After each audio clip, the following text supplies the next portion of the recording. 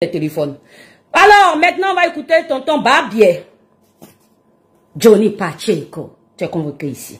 Écoutons la star. Donc, c'est bon. Donc, pour dire tout simplement à ce monsieur-là que la Côte d'Ivoire n'est pas un pays de liberté d'expression.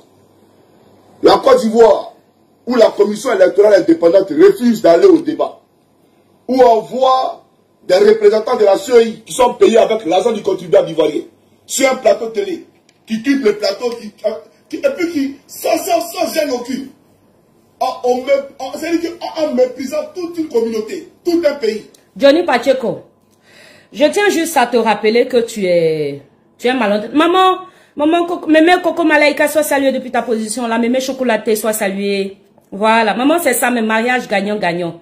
Voilà, je ne vais pas me marier avec un Barbier, je ne vais pas me marier avec un plaisantin, je ne vais pas me marier avec quelqu'un qui a venu me dépouiller de mes biens que j'ai pu acquérir à la sueur de mon front. Je ne vais pas me marier avec un gigolo pro-max. Je ne vais pas me mettre en mariage avec un menteur, un manipulateur. Je ne vais pas me mettre en mariage, en couple avec une personne qui a la gaminerie dans son cerveau, en fait. Voilà. Bref, je continue. Parce qu'il y a des vieux qui sont gamins quand même. Hein. Voilà, il y a des vieux qui sont gamins. Ce n'est pas l'âge qui définit la sagesse. Mais bon, voilà. Donc, bien sûr, mémé, rassure-toi. Je vais me marier, je vais faire le mariage de la gloire. Sois-en rassuré. Chaque chose en son temps. J'ai des priorités en ce moment. J'attends juste. Voilà. Que les élections, là, ça finisse. C'est-à-dire, l'élection 2025, là. On va faire ça. Quand c'est fini, là. Voilà. Quand tout va bien. Quand tout est en ordre. Je vais t'envoyer ma carte d'invitation pour mon mariage. Au nom de Jésus. Yes. Alors, donc Johnny, tu sais, quand tu dis qu'il n'y a pas de liberté d'expression en Côte d'Ivoire, tu es malhonnête. Tu es vraiment malhonnête. Parce que la liberté d'expression, avant que tu n'arrives en Côte d'Ivoire, j'aurais dit oui, il n'y en avait pas. Mais de lors où toi, tu as eu à invectiver, insulter la première dame de la République, et parce que moi, j'ai entendu ça aujourd'hui dans ta vidéo, hein, que tu avais traité au préalable ou auparavant la première dame, Dominique Ouattara, et que malgré cela, tu es venu en Côte d'Ivoire et qu'il n'y a rien eu. Donc, tu reconnais au moins que c'est cela qu'on appelle liberté d'expression. La liberté d'expression, c'est le fait de faire table rase sur tout ce que tu dis, parce que tant qu'on se dit que bon, ce que tu as dit là ne porte pas atteinte à l'intégrité, ou que ces personnes que tu as invectivées décident de ne pas porter plainte contre toi. Tu comprends? Voilà. Peter 007 s'est retrouvé en prison simplement parce que, dans son cas, il était question d'atteinte à l'intégrité de l'État. Toi, qu'on sache, en tout cas, je ne sais pas si tu l'as fait, mais je pense que tu n'avais pas, en son temps, demandé à ce qu'il ait un coup d'État en Côte d'Ivoire. Tu n'avais pas souhaité ça et tu n'avais pas... bref, je pense que c'est pour cela que ces personnes, de façon personnelle, t'ont pardonné. Et tu as fait le tour des gens. Aujourd'hui même, quand je t'ai écouté, j'ai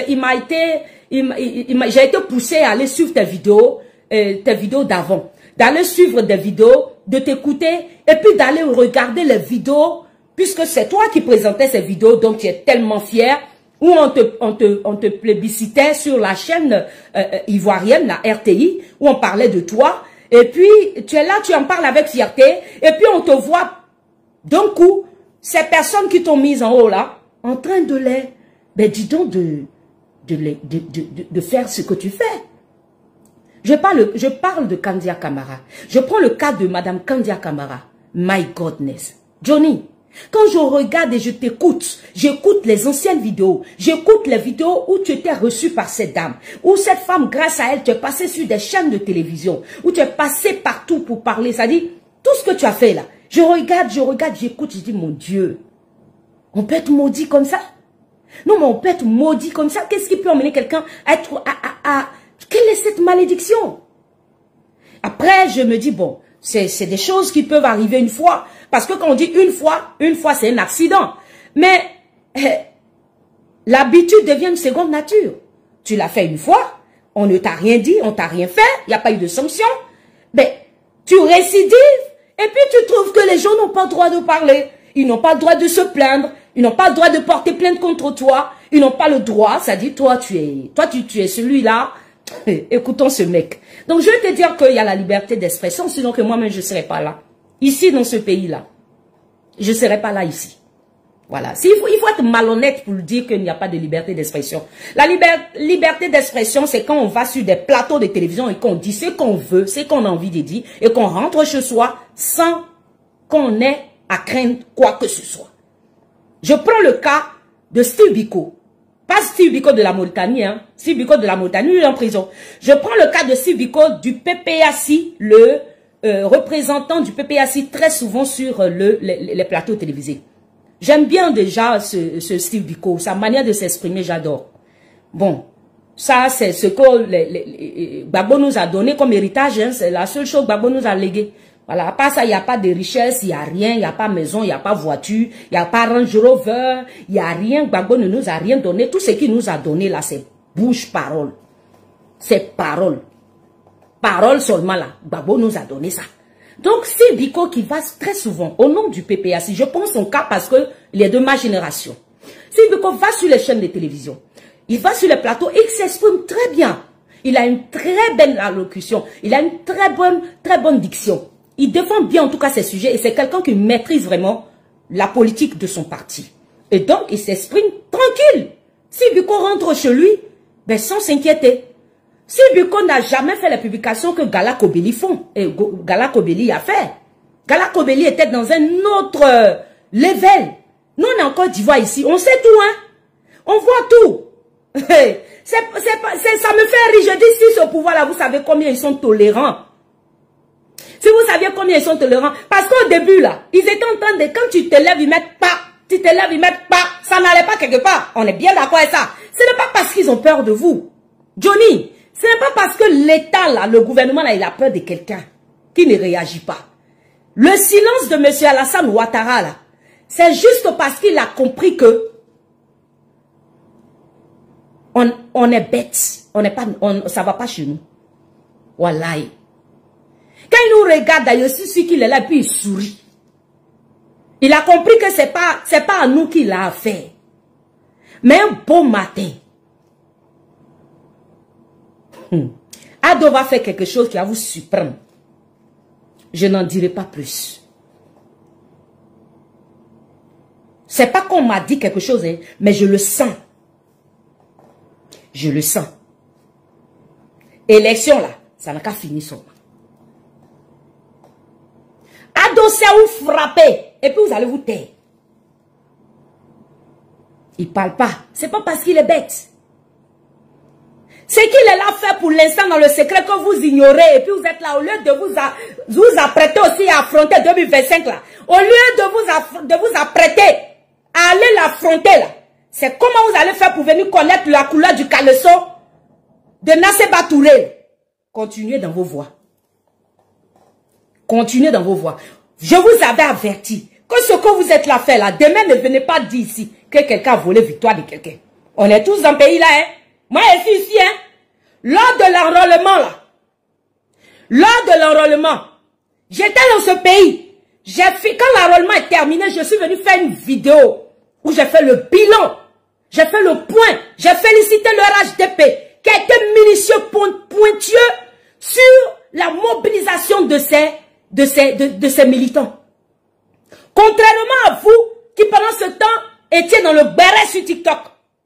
Vous passiez votre temps au lieu de mobiliser les jeunes, les femmes, les vieillards, au lieu d'aller dans les villages, au lieu d'aller à la rencontre des populations, pour les amener à aller se faire inscrire sur la liste électorale, aller revoir la liste, voir s'ils ne sont pas dessus de s'inscrire, au lieu de les aider à obtenir leur pièce d'identité, au cas où ils n'en avaient pas, au lieu de préparer cela en amont, parce que vous connaissiez la date de l'enrôlement, de sorte à être prêt, dès qu'on dit paix pour aller se faire enrôler, au lieu de faire cela, au lieu de vous atteler à cela, qu'avez-vous fait? Vous avez passé votre temps à faire du tout et du n'importe quoi, à parler de tout et de rien, à parler de n'importe quoi. Moussa Traoré, soit salé depuis ta position.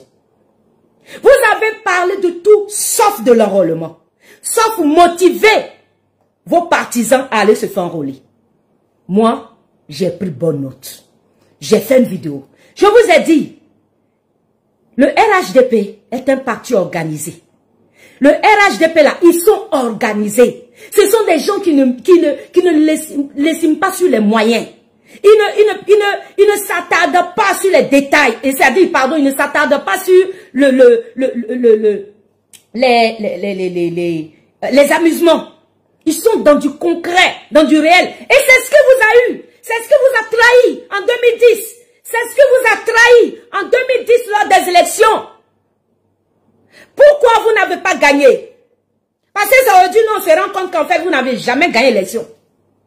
Sinon, avant, on était convaincu que vous avez gagné, puis Ado vous a volé votre coupe nationale. Entre-temps, c'est mensonge pro max. Parce qu'on a les preuves que des gens qui sont proches de vous ont déclaré que vous n'avez jamais gagné l'élection. Ça là, vous n'avez pas gagné. Et que vous-même, vous saviez que vous n'avez pas gagné. Et que vous étiez passé par la brutalité. Vous êtes passé par la force. Vous avez voulu passer par la force. Et puis Sarkozy vous a montré qu'il est plus fort que vous. C'est de cela qu'il s'agit. Mais comment le RDR, avec le PDCI en son temps, ont pu gagner les élections? Comment? Parce qu'ils ont passé leur temps à s'organiser, à s'apprêter, à se préparer. Tandis que vous étiez dans les maquis, tandis que vous étiez dans les bars, tandis que vous étiez dans les fesses des filles, vous étiez dans les fesses des femmes.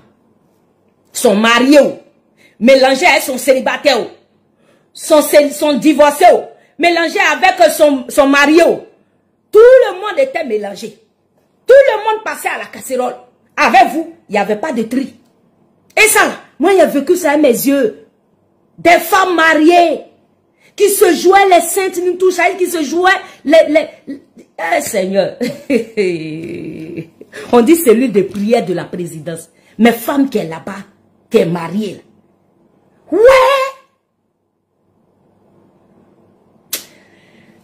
Père, faut me pardonner. Je préfère me taire dessus. Je continue mon chemin. Je continue mon chemin. Ouais. J'ai eu ma dose avec vous. J'ai eu ma dose avec vous. Donc, pendant que vous étiez dans les fesses des femmes mariées, des femmes sont célibataires, des femmes blanches, des femmes vierges, des femmes divorcées. Pendant que vous étiez avec tout ça là, eux, ils étaient en train de se préparer à comment ils vont vous enlever au pouvoir. Venez me dire ici, comment c'est possible que vous gagnez l'élection là, quand vous ne vous êtes pas fait enrôler, quand vous n'avez pas mené vos partisans se faire enrôler, et que vous avez compté sur l'électorat des autres partis politiques. Tellement vous étiez sûr, vous étiez rassuré. El Diabolo soit salué. Youssouf soit salué. Tellement vous étiez rassuré que vous étiez sûr de vous que si vous là que non, vous partez aux élections, tellement le pays vous aime. Parce que quand vous partez, on crie Gbagbo, Gbagbo, Gbagbo. Pour vous, c'était suffisant pour que vous gagniez les élections. C'était pas suffisant en fait. Et c'est là que Ado vous a montré que c'est un homme politique. Alassane va faire quoi? Pendant qu'il est là-bas, loin là, et qu'il sait qu'il n'est pas au pouvoir, il emmène plus d'un, beaucoup de personnes qui l'admirent à aller se faire enrôler. Et comme cet enrôlement était un enrôlement mbrakata, parce qu'eux aussi ils étaient dans le gouvernement, il a assuré. Oh, Ado